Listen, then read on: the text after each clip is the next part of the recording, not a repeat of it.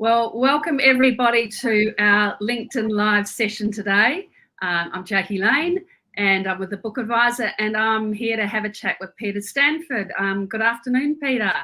Hi, Jackie. How are you? Thanks for having me. That's an absolute pleasure. And interestingly, Peter and I have met through LinkedIn, and then we got chatting on LinkedIn, and he's a bit of a guru on ChatGPT. And so I said, well, let's do a LinkedIn Live. So that's how we met. So a great way of collaboration on LinkedIn to start with. So welcome everybody, and thank you for being here, and look forward to a 45-minute interesting chat. Peter, maybe just for people who have joined, if you could give us a little bit of background about yourself. Sure. So I've been in business for over 55 years. And about 2 years ago, I did a career pivot.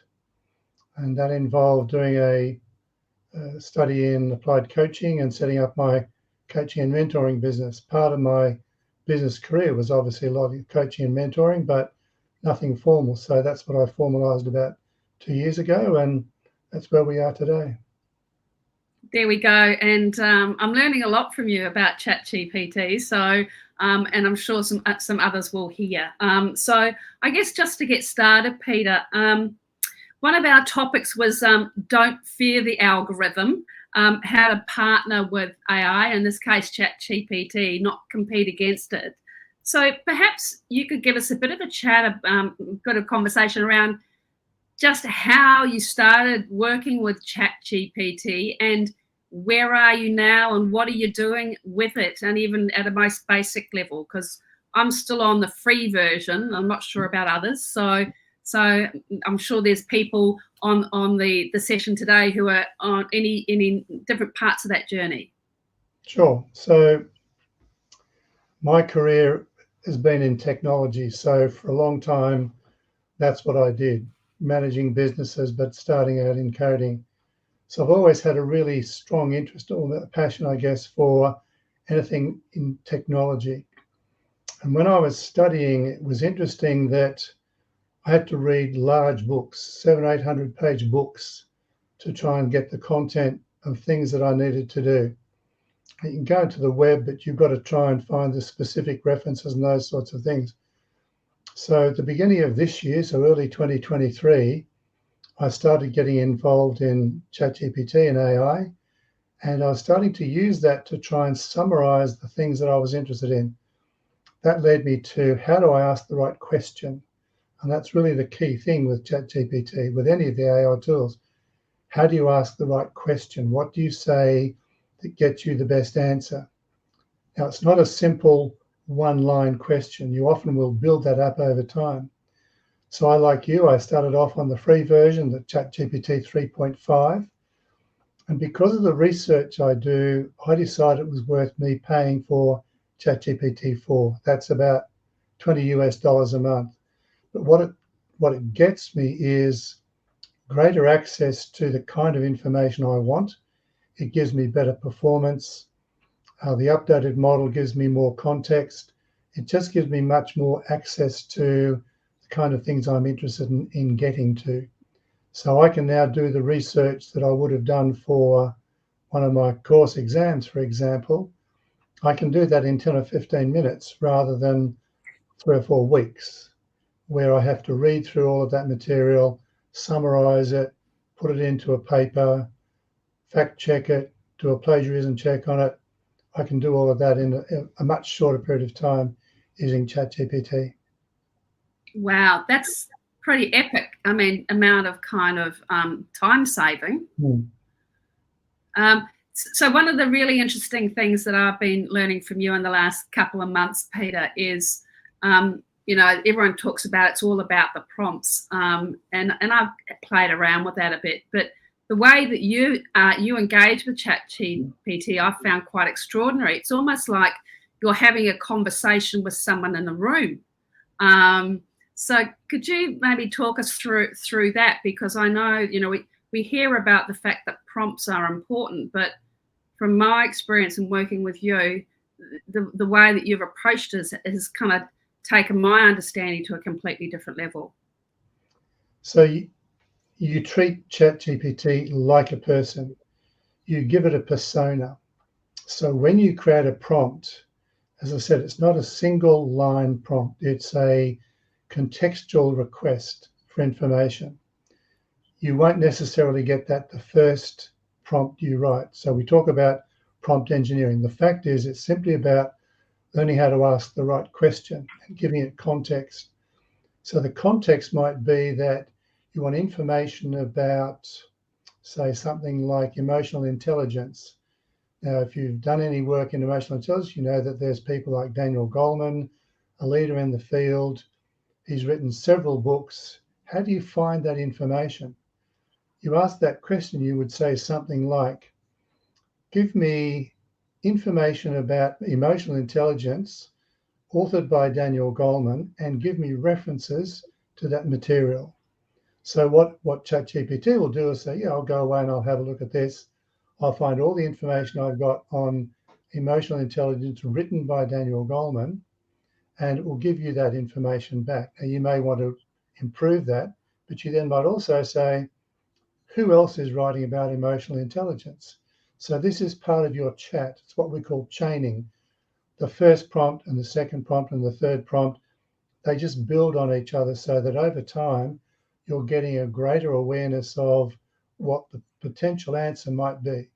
So it's not one answer, one question. It's a series of refined questions that help you build up. Now, when you talk about treating it like a person, it is like having a conversation. You can ask it to answer in the first person, the third person. You can ask it to take the persona of a psychologist and say, how would you answer this question from a psychological perspective? How would you answer this question from this perspective? So the value is that you literally treat it as though you're talking to an expert. And when you do that, you get that kind of expert response. Yeah, and that's what I just found fascinating, because I think prior to kind of connecting up with you, my very basic version of engaging with it, because people often, are saying to me, "Aren't you scared of ChatGPT, given that I'm a writer?" And I said, "Look, in my initial experiments with it, I just see ChatGPT as like Google on steroids. But in fact, it's got a way more synthesizing capacity than just kind of doing Google searches." Another really interesting thing that I think would be really useful for everyone to understand, you took me through how you've created on the paid version is it a summary of who you are and how you want ChatGPT to respond to you? How would you describe that? So there are two types of what we call custom instructions. Custom instructions is like I just described when I'm writing a prompt. Tell me this about this, or give me, this information about X. You can also configure ChatGPT with your own custom instructions. So there are two things that you can do.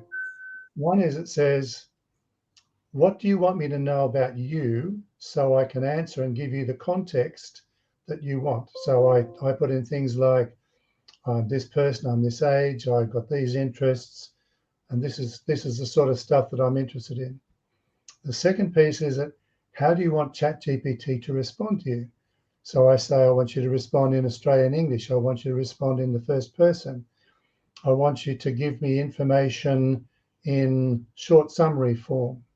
Now, the other thing that I've been able to do with the custom instructions is I've created a couple of emojis. I didn't create them, but they're part of ChatGPT. And I've instructed ChatGPT, when I use this emoji, I want you to give me a summary of all of the prompts that I've written. When I use this emoji, I want you to give me a summary of all of the responses that you've written. When I use this emoji, I want you to give me a précis of the chat, 150 or 200 words that I could use on my LinkedIn feed, for example. So I can write all of this stuff in a chat, and then I get to a point I say, this looks really good. I'd like to post this as a post on LinkedIn. Use this emoji and it will outcome a 150 or 200 word précis. I copy and paste it into my LinkedIn post with a link back to the chat, and everybody can see what I've done. Wow, I mean, that was pretty, mind blowing to me. So you've kind of told ChatGPT who you are and how you want things, and you've kind of created these shortcuts to make it Yes, even more efficient. yes.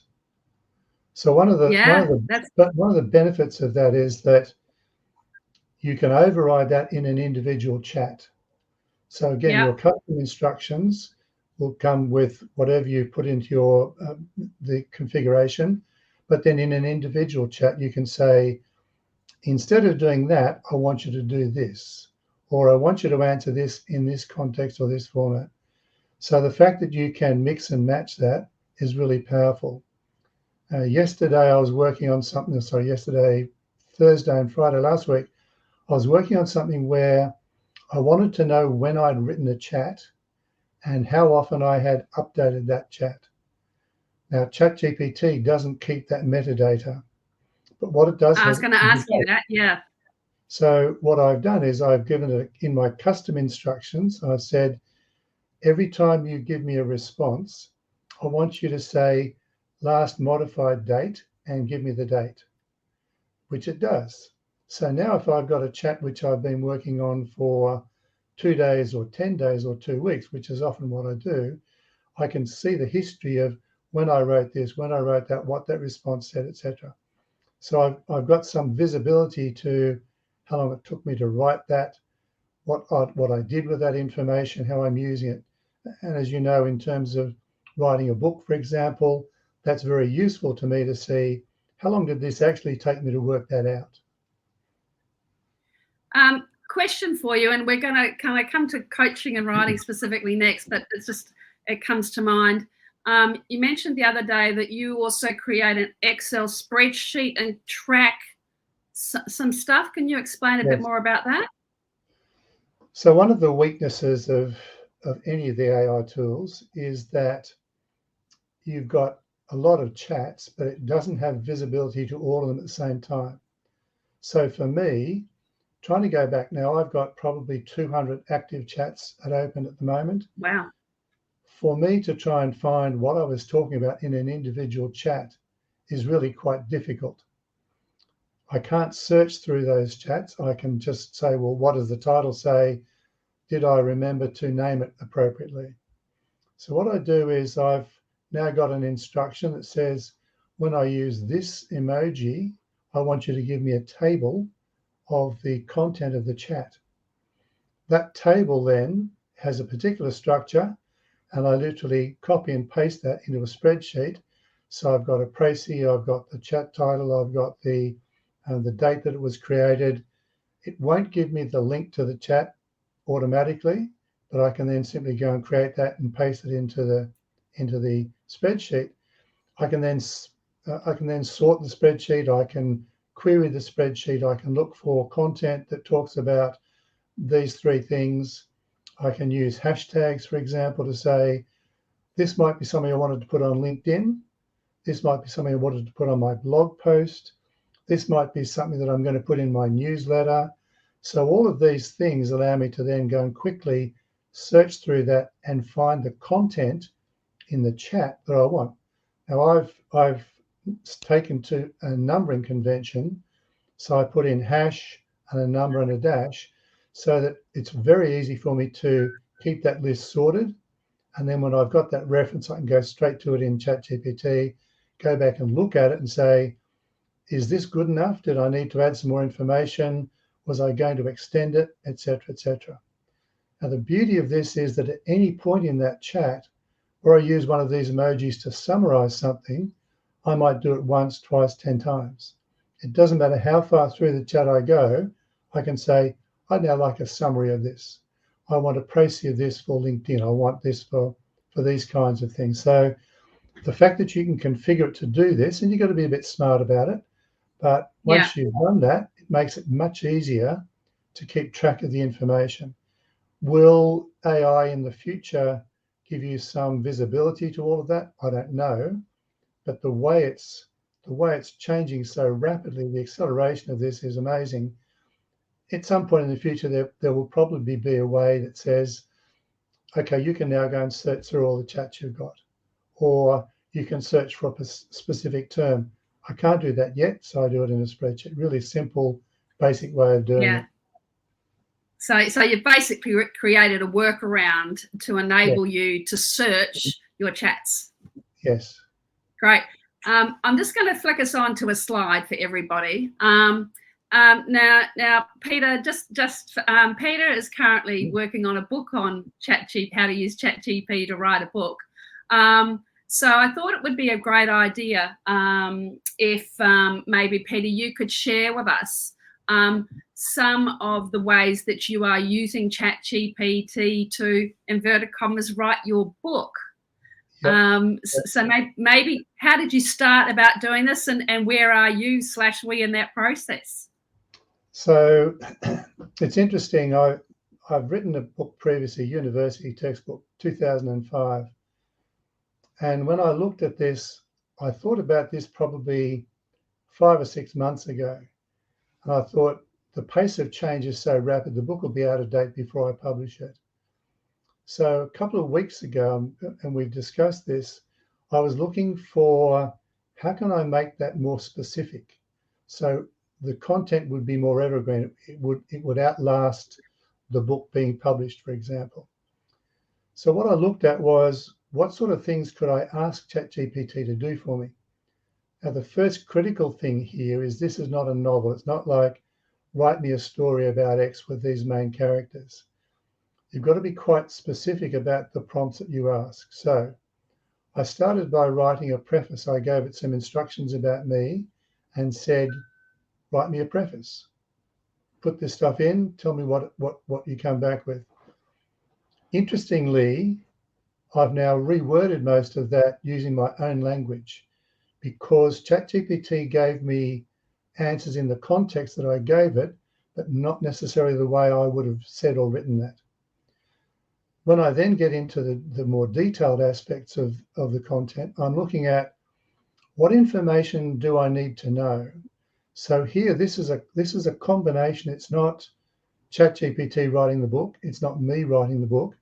It's me using ChatGPT to do the research, to show you the prompt that I wrote, to show you how ChatGPT responded, and where necessary, what I did to either improve that response or change the focus of that response to be something else.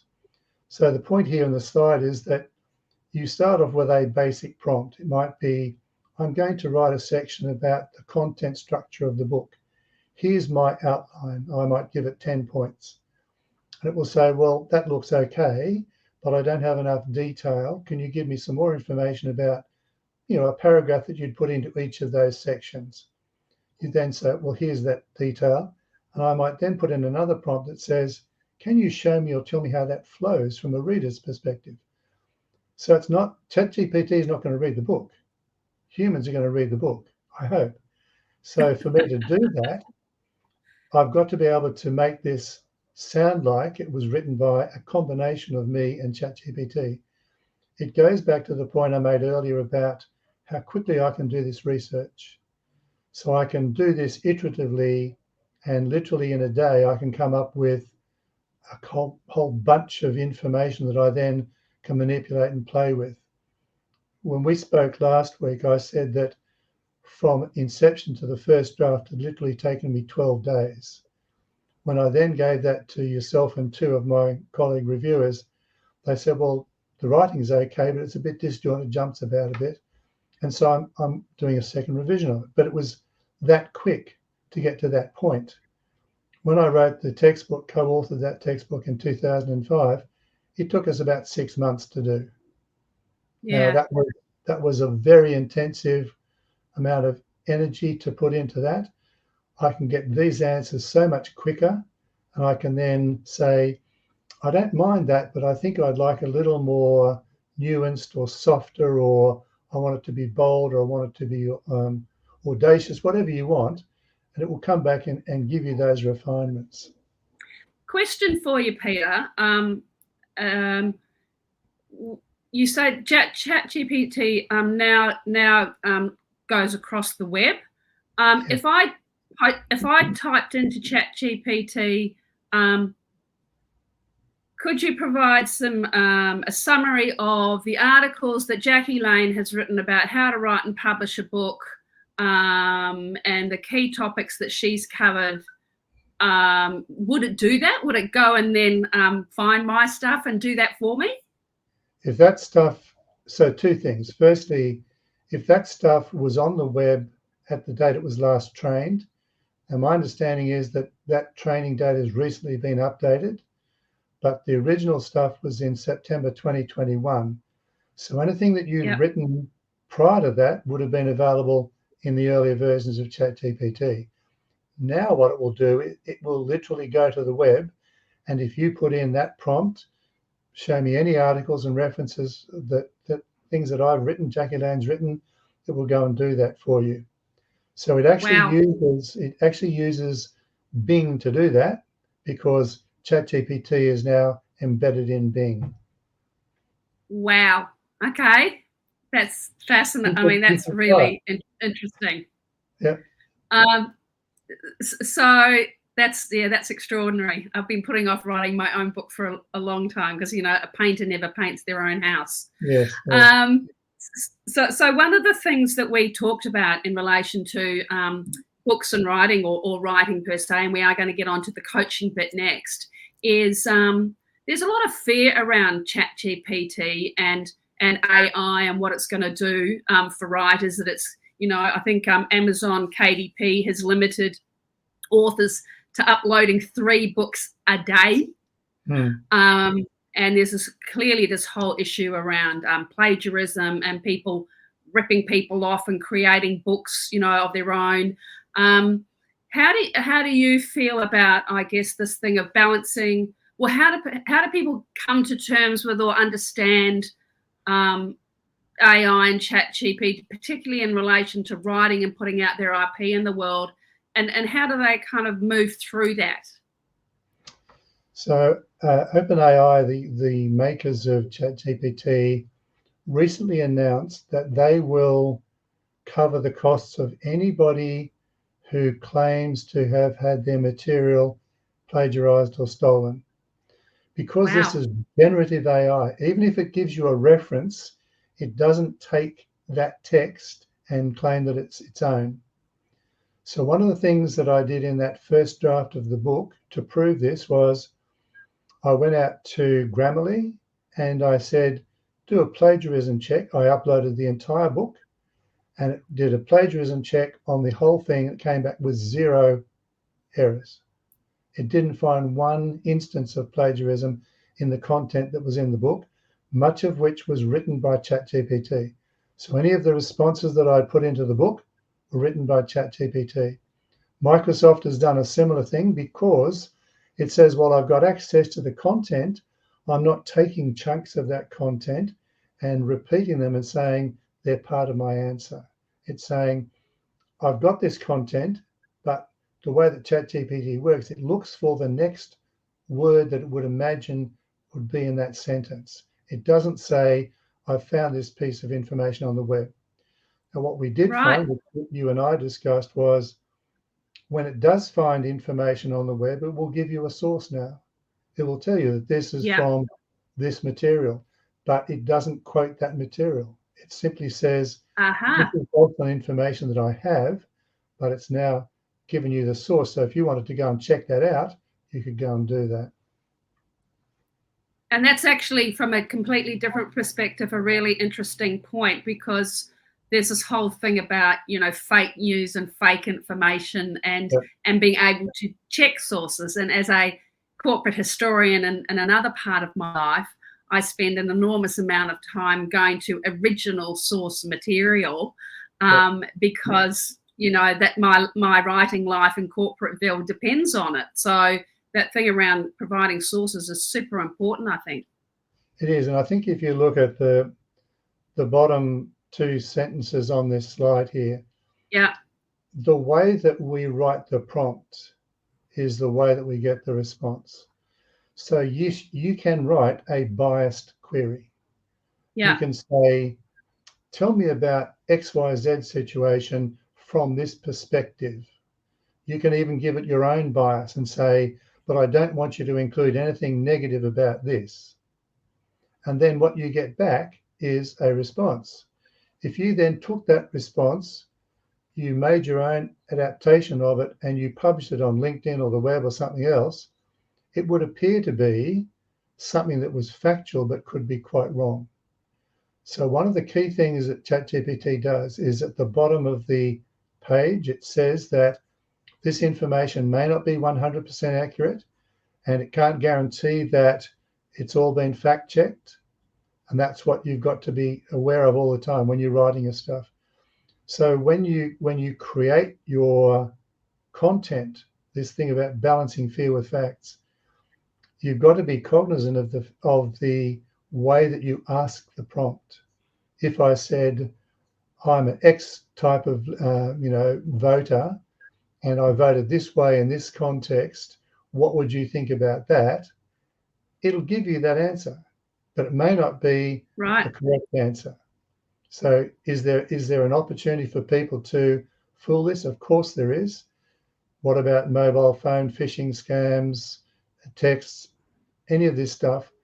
I think the real fear for most people is this ability for deep fake where they take, say, this video, for example, and they Yeah. match up your face and my face with the words we've spoken, but they take them out of context and move them around, and they remove any of the positive stuff, just put in the negative stuff. Yeah, and certainly, when I was reading the other day that I think Amazon again is profiling synthetic voices for audio books. And Dave Stokes, I see you're online, so we should probably have a separate conversation around that. But this whole kind of thing of artificial synthetic words, people, faces, talking is it's a big and wide thing. And I think everyone's right to be kind of wary of it. But also, I was chatting with someone else the other day, and his view clearly was, we as individuals need to take ownership of the prompts that we're putting in, and then how we're synthesizing and sharing the information that comes out. All of the technologies over the last 20 years have gone through these peaks where this is not going to work, this is horrible, and then we try and moderate it. My concern is that we don't overgovern this before we know what its potential is, so that we don't restrict before we know that a lot of this is going to be used for good. Yeah, it's a really interesting question, Peter, because you've got this, I guess, this tension, and I can't remember the name of the company, but that was doing the facial recognition thing that was then sold and picked and sold to American police and military and stuff like that.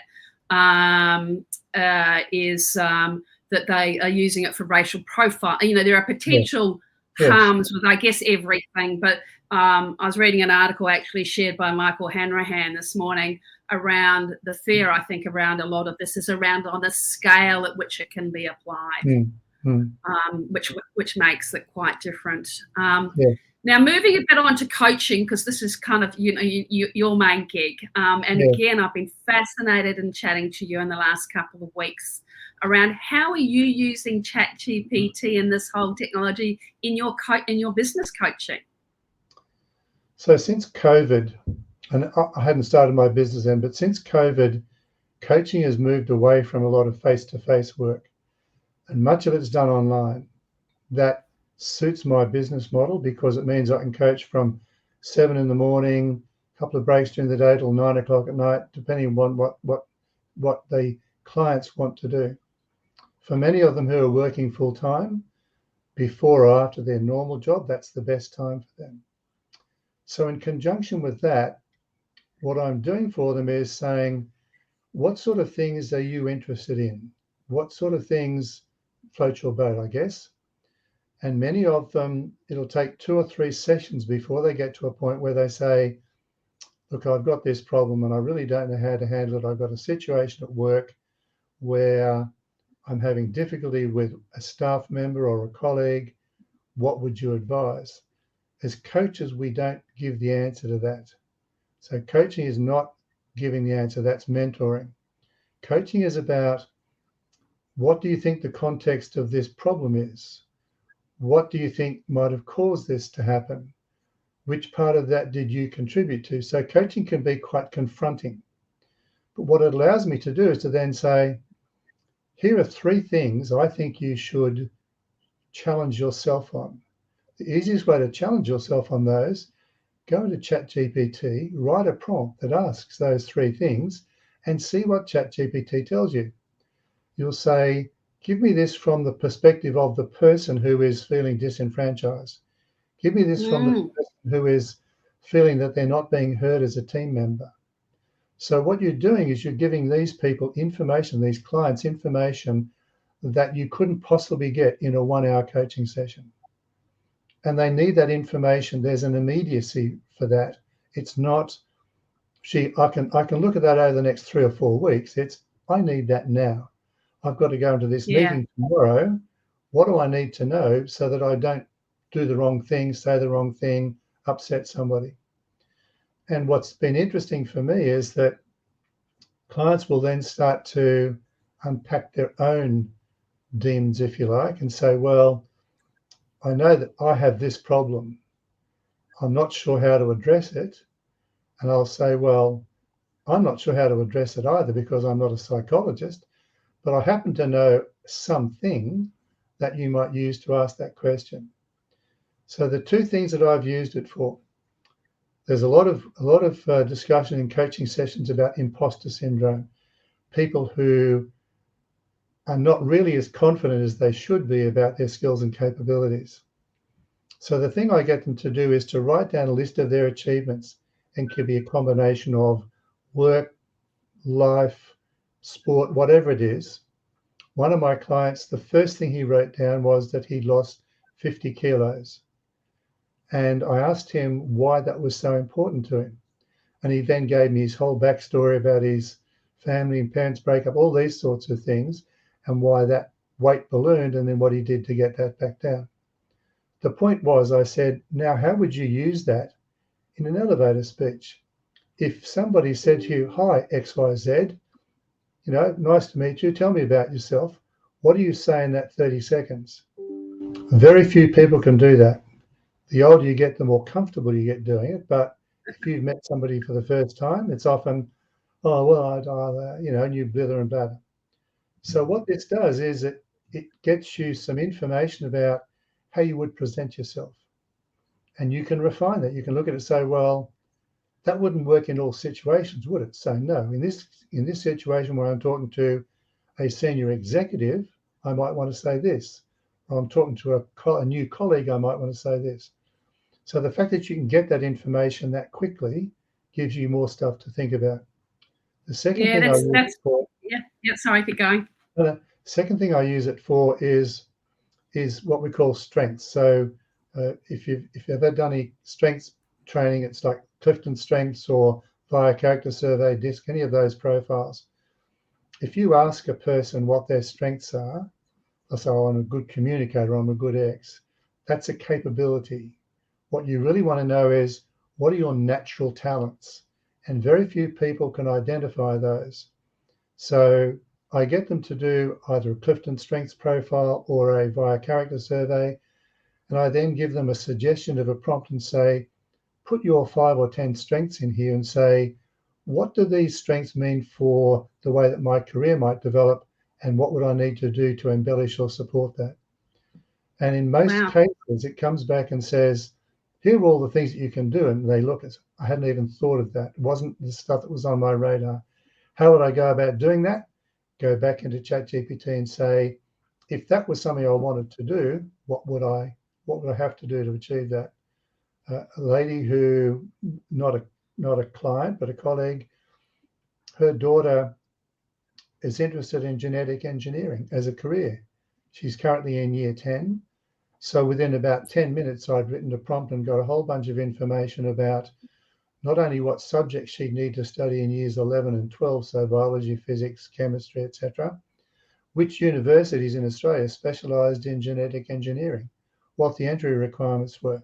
Now, that 10 minutes probably saved them a lot of agonising over, what do I actually do? I'm interested in this, but I don't know anything about it.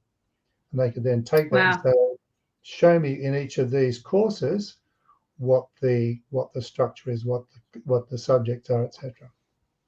So it's that whole thing again. I guess which is what's really excited me around is having another smart person in the room with you. Yes. Yes. It's not a perfect smart person. Nobody's perfectly smart or whatever, but it's just that whole way that you're engaging with it, and I guess encouraging and your clients and things to do it.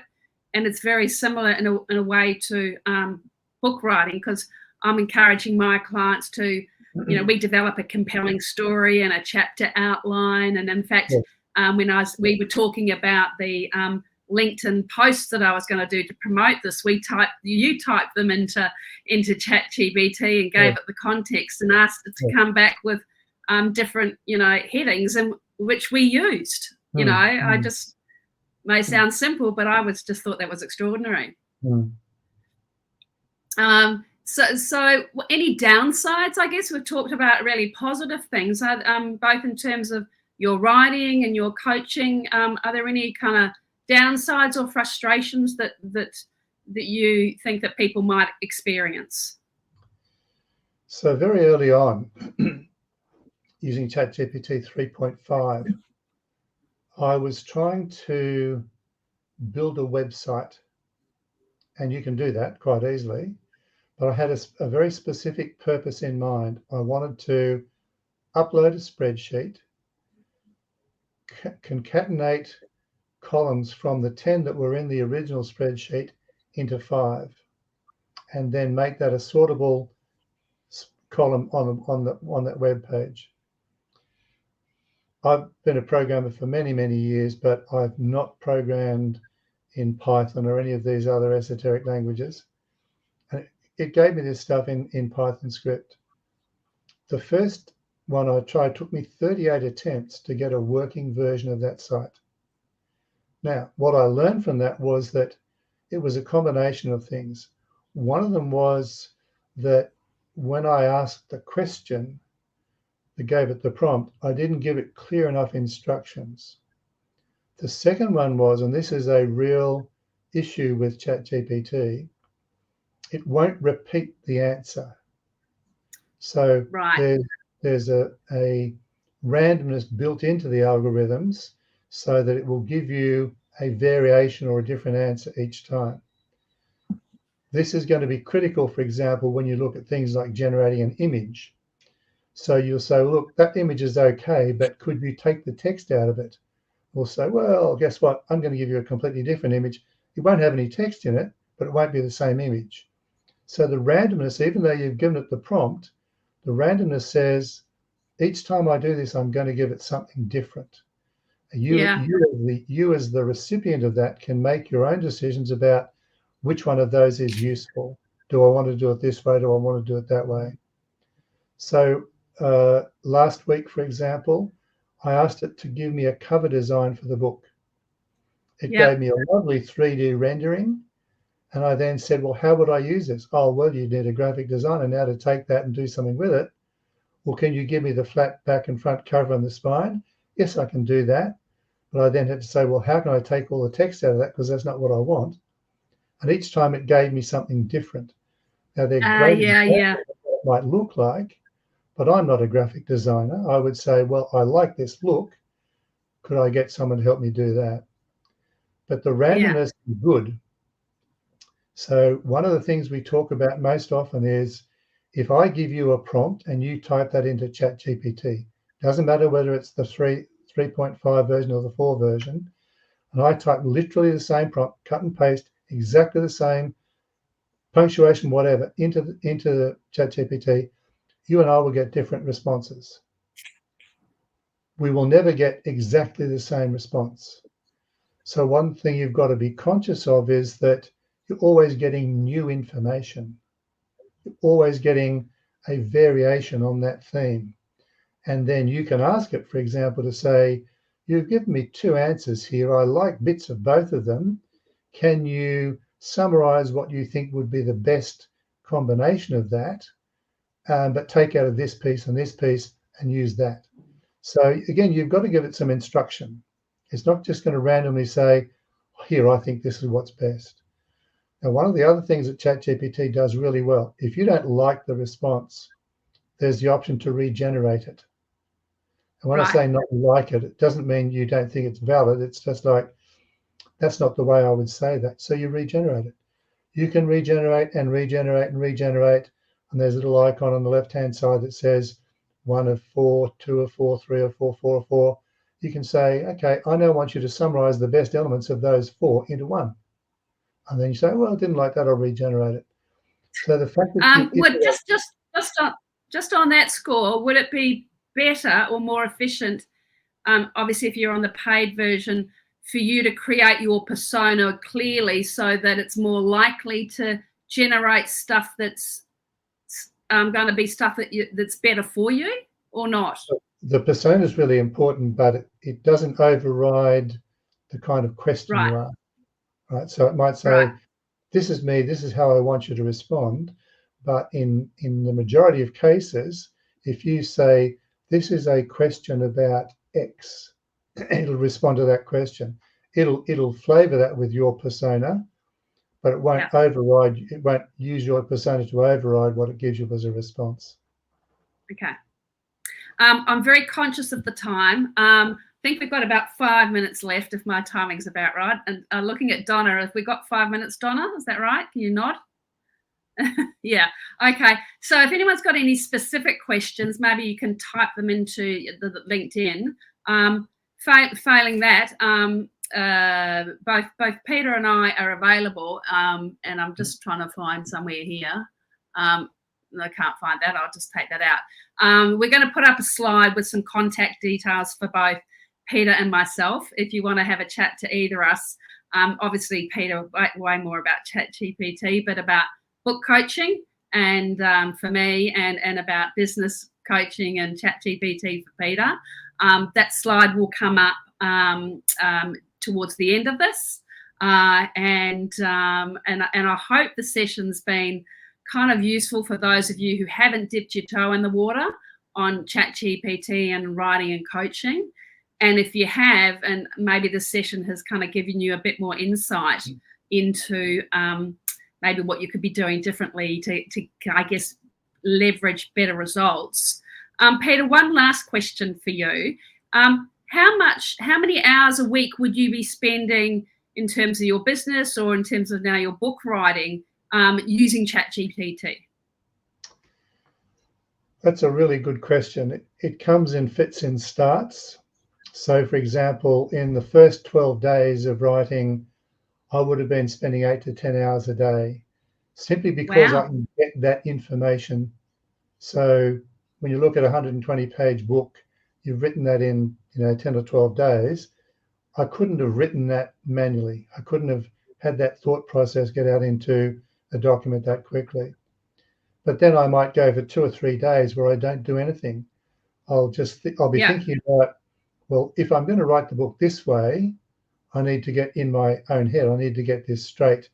And then I'll go back and I'll create either a new prompt, new chat, or I'll go back and find an existing one where I've got some more context. And that's why I created that spreadsheet, for example. I can go back and Yeah. say, where did I talk about AI and coaching and mentoring, for example? Or where did I talk about the impact of AI on education? I go back and look at that chat, and by going back and editing and augmenting that chat, I keep the context of everything that I wrote before. So I'd have to start a new chat every time. It just means that there'll be some days when I spend a little bit of time on it, some days when I spend a lot of time on it. Often I'll do that late at night when TV's gone off, my wife's gone to bed, and I'm just in the zone. That's when I'm going to do the stuff. Yeah. Dogs have been fed. Now, Chris, who's worked with me on a book, has put in a note in here. Said the technology is changing so quickly that businesses can now create their own ChatGPT to help create Yeah. efficiencies with their own website. That's amazing. Yep. Yes, there's an go for it, Chris. open AI API. You pay for it, but it's not particularly expensive. And yes, you can build your own AI apps using ChatGPT. That's fantastic. I think we're up to time, Donna. Is that about right? Am I looking at the time correctly? Yeah. Hey, look, thank you so much, everybody, for coming online. I hope it's been an instructive 3/4 of an hour for you all. Again, Donna's going to make sure that when we finish this, there's some contact details for both Peter and I on the screen. Appreciate your time. Peter, thank you so much for all your knowledge. I've got to say, the learnings that I have been gaining over the last month or so I'm working with you has been really exciting. I'm really excited about the way that I can develop and use it both for me and my writing and for my clients. So really appreciate if you sharing your knowledge today. And thank you very much for everyone being here. And contact details for Peter and I, we're on LinkedIn and will be coming up soon. Thank you very much.